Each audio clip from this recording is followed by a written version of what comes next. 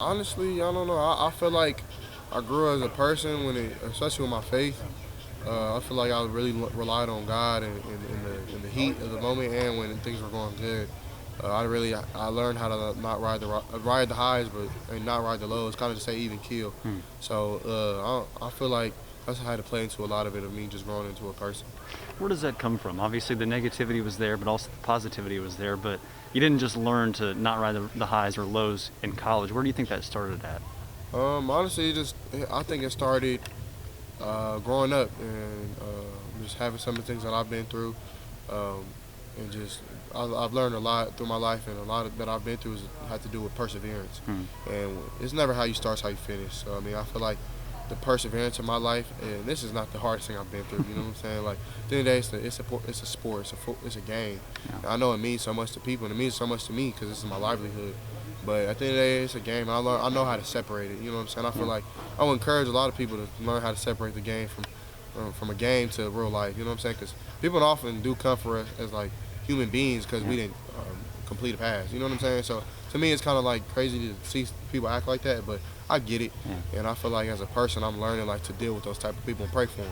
Is that hard for you to keep in perspective sometimes of when things aren't going well? And how do you remind yourself? Obviously, it's easy to do 2 weeks after a game or maybe even a day after a game, but how hard is it to remind yourself to put things in perspective of where you are in life? Yeah, man, it takes me a while. Like I was talking to a lot of my family members. They're like, man, you work too hard. Like you need to like enjoy your wins. And Yeah. honestly, I don't know why I've always been like that. I always try to move on, good or bad, because if you ride in that, you kind of just like thinking about the past, and the past really doesn't matter. So I'm really big on staying in your feet and staying in the moment and winning that moment. So I don't know. Those are kind of the things that I try to do. So.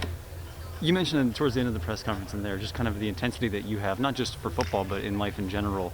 And I wonder, is there a motivation there of, this is going to help me get to some place or it's going to help me become something that I want to become? What is that pushes you to be that level of intent on being the best that you can be?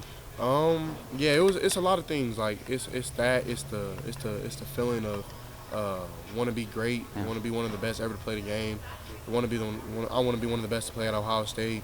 Um, I want to be one of the best to play quarterback in California. Yeah. There's a lot of different things, and of course, like I want to be able to set my family up for life. And I feel like I remember growing up.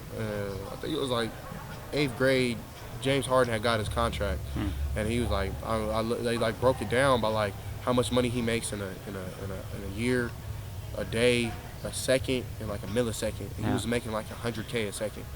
I was like, what? Like people are paying people this much to play a sport that they love growing up. I remember James Harden growing up, like, cause he's from California, he's from Compton, and I remember like seeing him in high school play. You know what I'm saying? I'm like, man, he's from like kind of like the same backgrounds as me, like you know what I'm saying? So I always thought like, okay, I can maybe set myself up, set my family up as well, like to live a better life, cause at the end of the day, that's kind of really like what we do it for, is to set our family up. So that was like things that kind of like made me like grind so hard. I know the money brings things like, tangible things, cars, houses, things like that. But is there something that you have, it seems like at least, that there's a larger goal that you have of something that you want to set up with what your faith is and where you see yourself going in this profession? Yeah, my big thing for me, what I want to gain out of the sport of football is not just the money and the accolades.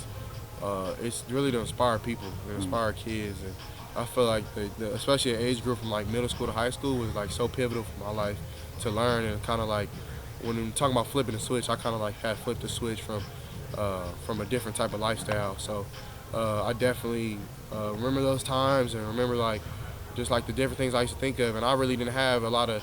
I didn't really have my father in my life, but I had great coaches and I had great father figures. And I honestly did have my dad in my life, but he wasn't necessarily there with me.